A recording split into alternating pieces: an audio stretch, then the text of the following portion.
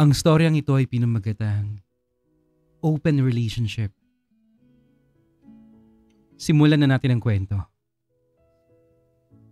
Ako si Luis, 31 years old. Matagal ko ng karelasyon si Rafael. Pareho kaming bisexual. Matagal na rin kami magkasama. At masasabi kong matatag na ang samahan namin. Emotionally at financially. Isang gabi, habang nagiinuman kami sa balcony, napag-usapan namin ni Raf ang idea ng open relationship. No secrets, no lies, basta honest kami sa isa't isa. Exciting, liberating, at sa totoo lang, parang logical pa nga para sa amin eh. Nag-set kami ng mga rules. Walang emotion. Dapat pareho naming alam at napagkakasundo ng bawat encounter. Gumawa kami ng Grindr profiles. Minsan solo, minsan magkasama. At first, it was fun. Hookups with guys, minsan couples. Wala lang. Thrill, adventure, pampabuhay ng apoy sa relasyon namin. Pero dumating si Marco. Isa din siyang bisexual. Confident pero may lambing. Straightforward pero may lalim. Noong una, simpleng hookup lang. Pero habang tumatagal, iba na yung pakiramdam ko. Hinahanap-hanap ko na siya. Napapansin ni Raf kung gaano ko kasi tuwing kasama namin si Marco. At habang lumilipas sa mga buwan, unti-unting lumalalim yung koneksyon namin ni Marco. Hindi lang sa kama. Yung simpleng tanong niya na, "Kumain ka na ba?" Yung yakap pagkatapos ng, "Alam niyo na." Yung titig na para may halong pag-aalaga. Doon ako nadali eh. At ngayon, gabi-gabi akong kinakain ng guilt. Ito yung rule namin na kami mismo yung gumawa. Walang emosyon, wala dapat may in love. Pero ako mismo yung unang bumalik. Mahal ko pa rin si Rafael. Siya ang tahanan ko. Pero kay Marco, may apoy na hindi ko maipaliwanag. Parang may parte sa akin na nabubuhay ulit. At yun yung kinakatakutan ko.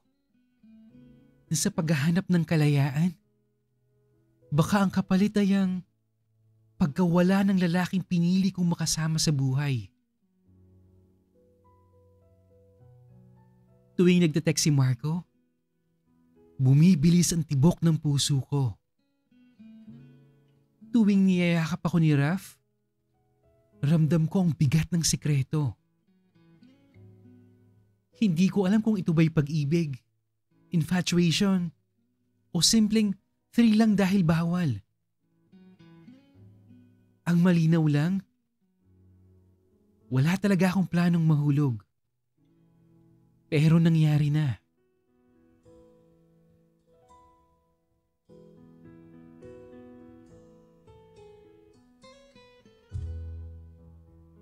Hindi ko alam kung kanino ako lalapit. Wala akong masabihan. Kasi, sino ba naman ang makakaintindi sa ganitong sitwasyon, di ba? Open relationship nga kami pero may hangganan. At ngayon, lumagpas ako doon. Hindi ko alam kung paano babawi. Minsan, gusto ko nang aminin kay Rafael ang totoo. Yung nararamdaman ko kay Marco. Pero, paano kung masira yung tiwalang pinaghirapan namin ng ilang taon? Paano kung isipin niyang pinili ko si Marco kaysa sa kanya? Ang totoo, hindi ko kaya mawala si Raf. Pero hindi ko rin kayang itago to habang buhay. Kaya gusto kong marinig ang opinion mo, Sir Ren, at ng mga listeners mo. Kung ikaw ang nasa posisyon ko, ipagpapatuloy niyo ba? Aaminin niyo ba ang totoo? O pipiliin niyo na lamang na manahimik para hindi masira ang lahat? Ang hirap pala kapag kalayaan ang pinili mo. Pero puso mo mismo ang nakakulong. Minsan, iniisip ko, baka kailangan ko nang mamili. Kung sino ba talaga ang gusto kong ipaglaban at makasama. Kaya ito ko ngayon. Humihinga ng mabigat pero pilit pa ring lumalaban. Hindi ko alam kung tama pa bang ipaglaban ang kalayaan. Kung ang kapalit naman ay ang pagkasira ng tiwala. Minsan iniisip ko, baka dapat ko nang bitawan si Marco. Pero paano kung siya yung taong bubuhay sa parte ng puso kong matagal nang tahimik? At paano ko rin tatalikuran si Rafael? Ang lalaking kasama ko sa lahat ng laban. Ang dahilan kung bakit ako naging ako. Ang hirap, no? Yung gusto mong maging totoo pero alam mong may masasaktan. Gusto mong magmahal pero hindi mo na alam kung kanino. Kaya Sir Ren, gusto kong marinig ang opinion mo. Aaminin mo ba ang totoo kahit masakit? O pipiliin mong manahimik para hindi masira ang isang relasyon?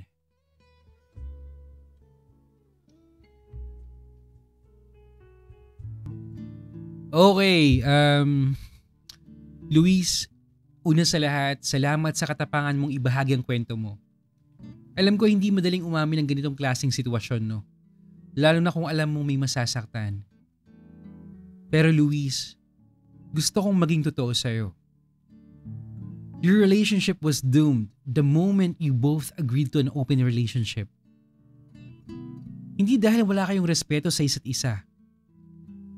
Pero dahil sa unang araw pa lang na pumayag kayong pumasok sa ganitong setup, unti-unti nyo nang binuksan ang pinto para mawala ang tiwala, respeto, at yung exclusivity sa isa't isa. In the first place, open relationship will never be morally right. Hindi siya tama. At kung iisipin natin, di ba, tayo nga mismo bilang parte ng LGBTQ+, hirap na nga tayong tanggapin ng lipunan eh. Kaya kung tayo-tayo pa'y magpapakita ng setup na walang kasiguraduhan, lalo lang tayong mahuhusgahan. Love in its purest form, it is built on commitment and loyalty. Hindi sa kung gaano karami yung pwedeng magmahal sa iisang panahon. Kung hindi kung gaano mo kayang panindigan yung taong pinili mo. Siguro Luis, sa simula, masaya, thrilling, exciting, parang walang mali. Pero tandaan mo, kahit gaano kaganda ang intensyon, kapag ang puso ay nasanay sa open relationship na yan, hindi mo na mapipigilan kung saan ito mahuhulog eh. At yan yung nangyari sa'yo, na fall ka sa iba. Ngayon, may guilt, may confusion, may takot. At lahat yan, normal maramdaman kapag naliligaw na ang puso. Luis, kung ako ang tatanungin mo, itigil mo muna lahat. Yung pag-open relationship nyo na yan ni Rafael. Take a step back. Magpahinga ka muna emotionally. Tapos harapin mo si Rafael ng totoo. Sabihin mo yung totoo sa kanya. Hindi para masira kayo, kundi para hindi ka tuluyang kainin ng konsensya mo. Alam mo kung mahal ka pa rin niya, baka may pag-asa pa kayong ayusin yung relationship nyo. At kung hindi na, at least naging tapat ka. At minsan Luis, yung pagiging totoo kahit masakit, yan yung unang hakbang para makalaya ka sa gulo na ikaw din ang nagpasok. Tandaan mo, hindi lahat ng kalayaan masarap. Minsan, Ang tunay na kalayaan ay nasa kakayahan mong maging tapat. Kahit alam mong may mawawala. At para po sa lahat ng mga listeners natin, please be gentle with your comments.